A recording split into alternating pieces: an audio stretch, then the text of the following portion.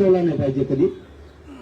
तुमचं लेकरू बसलंय, समाजासाठी बसलंय, तुम्हाला ज्या दिवशी वाटेल की हे व्यवस्थित नाही करत त्या दिवशी नका ना, आपण ज्या दिवशी ते कष्टाना करते त्या दिवशी तरी समाजाला पाजर फुटला पाहिजे.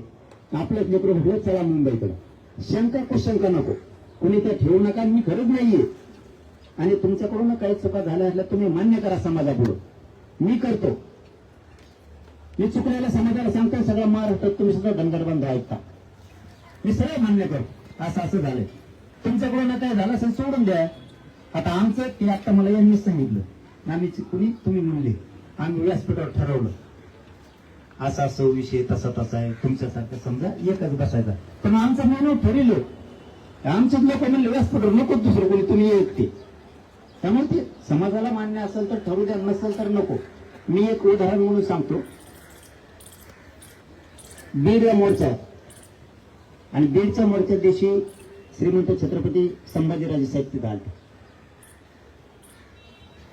आणि तिथलं अध्यक्षस्थान माझ्याकडं होतं. भाषणाची वेळ आली, सगळ्यांनी सांगितलं जरांगे पाटील शेवटी बोलणार आहेत.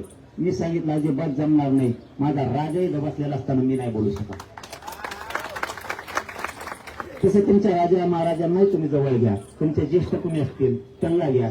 एकदा कोल्हापूरला पण सभा होती, त्यावेळी सुद्धा सगळे व्यासपीठाच्या खाली बसलेले होते.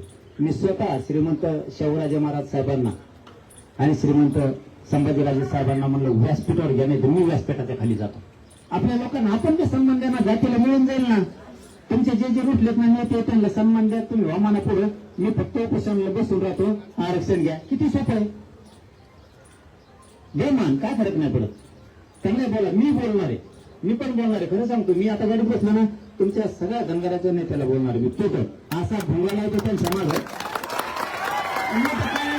घरी झोपलेच कसा लेकराला नाही, मला आजपासून त्यांच्या मागे